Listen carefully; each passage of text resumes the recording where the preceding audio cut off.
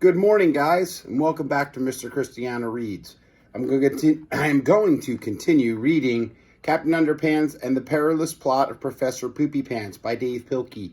If you remember where we left off yesterday, Professor Poopypants was getting a little upset with the classes. He decided to show them a little bit of one of his inventions with the hamster and the little robot. The kids seemed interested in it, and then they started to make fun of him again. And then Professor Poopypants found out that George and Harold had made a comic about him. And that's where we left off. So let's see what happens in the wonderful adventures. Chapter 13, Honey, I Shrunk the School. Professor Poopypants opened the storage closet in his classroom and took out the Shrinky Pig 2000 and the Goosey Grow 4000. He also grabbed the empty Gerbil Jogger 2000 and stumbled outside with his inventions. The crazed professor giggled wildly to himself as he aimed the Goosey Grow 4000 at the Gerbil Jogger 2000. Blizzard. Uh-oh. So it looks like he's going to try to make the little invention into a big invention, right? Let's see what happens. Suddenly, the Gerbil Jogger 2000 grew 10 stories high. Professor Poopypants began his long climb up the side of the giant Gerbil Jogger 2000. It almost took an hour, but eventually he reached the huge glass dome at the top and squeezed his way inside. "Mommy," said a little boy who was walking by with his mother, "a little old man just crawled into a giant robot suit and is about to take over a school." "Oh, for heaven's sake," said his mother. "Where do you come up with this nonsense? Next, you'll be telling me that a giant man in his underwear is fighting a huge robot in the middle of the city." Uh-oh. Is Mom a fortune teller? Or is Mom just good at predicting the future? Professor Poopypants was now in control of the colossal Gerbil Jogger 2000. He reached down with his mighty arm and picked up the Shrinky Pig 2000 and aimed it at the school. Blizzard! Just then, George and Harold looked out the window. "Hey," said George, "isn't that the gerbil robot thingy?" "Yeah," said Harold. "Why is it so big?" "I don't know," said George. "But it's getting bigger by the second." Uh-oh. Professor Poopypants looks like he's making the school a little smaller. Said Harold, "I don't think we're getting bigger. I think we're getting smaller." The end of chapter 13. Chapter 14, The Perilous Plot. Professor Poopypants reached down and picked up the tiny school with his giant robotic hand. Everyone screamed in horror.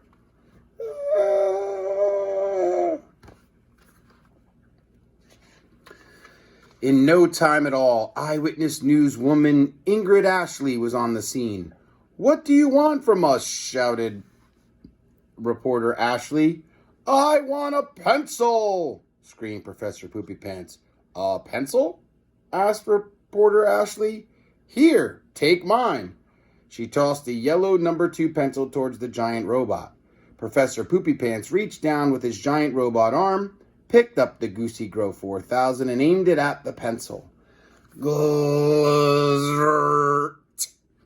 The pencil grew to the size of a tree trunk, and Professor Poopypants grabbed it. "Follow me," he said. Uh-oh, look at that.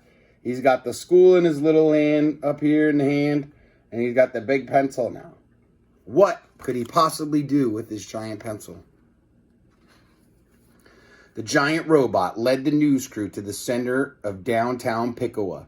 There, he found 3 large white billboards. He put down the Shrinky Pig 2000 and Goosey Grow 4000 and began writing on the billboard with his giant pencil. Uh-oh.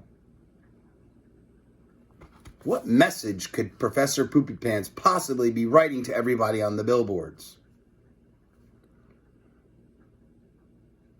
Chapter 15, The Name Change-O Chart 2000. Professor Poopypants spent several minutes jotting down a complex code on the 3 giant billboards. George and Harold, along with nearly 1,000 other fellow shrunken students, watched the mad professor from the terrifying clutch of his giant robotic hand. There they all are in the school. "What is that crazy guy up to?" asked Mr. Krupp from his office window. "I'll tell you," shouted Pippy Poopypants. "Everybody on the planet must now change their normal names into silly names using these 3 charts. Anyone who refuses will get shrunk." "How do the charts work?" asked Mr. Krupp. "It's easy," said Professor Poopypants. "What is your first name?" I'm not telling," said Mr. Krupp. "What is your first name?" shouted Professor Poopypants. All right, said Mr. Krupp. "It's, Benny." All the children giggled. "So the first letter of your first name is B," said Pippy. "Now look at the first chart and find the letter B." So there's his chart. So the first part of his name looks like it's going to be lumpy. Let's see what happens. Mr. Krupp looked at the chart. It says B equals lumpy. He whined. "Good," said Professor Poopypants. "Your new first name is Lumpy." All of the children laughed. "Lumpy Krupp," moaned Mr. Krupp. "I don't want to be called Lumpy Krupp."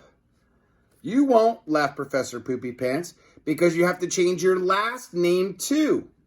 "Uh-oh," said Mr. Krupp. "Your last name is Krupp," said the professor, "which starts with a K and ends with a P. Now find the letter K on the second chart and the letter P on the third chart."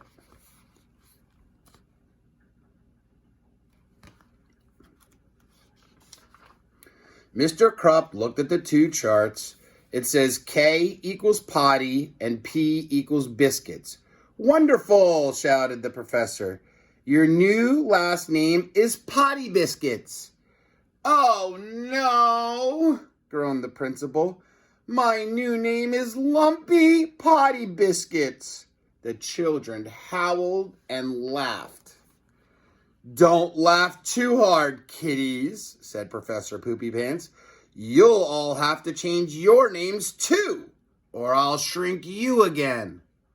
Well, as you can imagine, nobody wanted to get shrunk twice, so everybody looked at the 3 charts and figured out their new silly names. Here's another picture of the charts.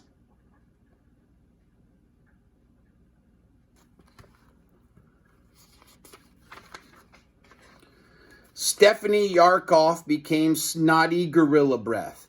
Robbie Statenberg became Loopy Pizza Pants.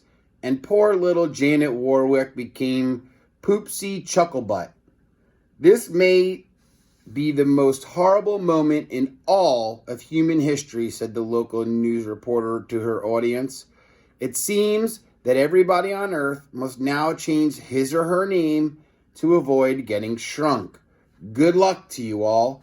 This is Chime Diaper Brains reporting for Eyewitness News. Now back to you, Booger. Chapter 16. Oh, I guess I should show you that one. Chapter 16. Fluffy and Cheeseball. This is Fluffy Toilet Nose and Cheeseball Waffle Fanny. Fluffy is the kid on the left with the tie and the flat top. Cheeseball is the one on the right with the t-shirt and bad haircut. Remember them now? Sounds like George and Harold got some pretty funny names. "We've got to do something," cried Fluffy. "But what?" said Cheeseball. "We're smaller than 2 mice. What could we possibly do?" "Let's go find our friend Captain Underpants," said Fluffy. So Fluffy and Cheeseball ran to Mr. Potty Biscuit's office and found him cowering under his desk. I can't believe I'm about to do this, said Fluffy, but here goes nothing. Fluffy snapped his fingers. Suddenly, a strange change came over Lumpy Potty Biscuits. His worried frown quickly turned into a heroic smile. He rose from behind his desk and thrust out his chest.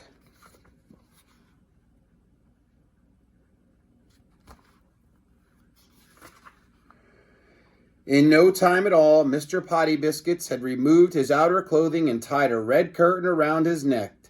Tra-la-la, sang the hero. Captain Underpants is here. Cool, said Cheeseball. But from now on, you have to call yourself Buttercup Chicken Fanny. The guy in the gerbil suit said so. Hey, said Captain Underpants, I don't take orders from anybody. Great, said Fluffy. Now fly out the window and bring back that big machine thingy with the lava lamp on top. Yes, sir, said Captain Underpants. And there you have it, the end of chapter 16. So, in today's reading for chapters 13 through 16, we learned that Professor Poopypants took his inventions, turned the Gerbil Jogger 2000 into a big giant robot, shrunk the school with the kids and Principal Krupp, made all the people change their names so that they sounded like him, and now the boys have gotten to Mr. Krupp, oh, sorry, not Mr. Krupp, Mr. Potty Biscuits, and they made him turn into Captain Underpants. So it looks like they're going to go and try and save the school from Professor Poopypants. So we'll have to wait till next time and see what happens in the adventure of Captain Underpants and the perilous plot of Professor Poopypants. All right, everybody, have a great weekend, and hopefully you'll come back to listen to the rest of the story next week. Have a good one. Bye-bye.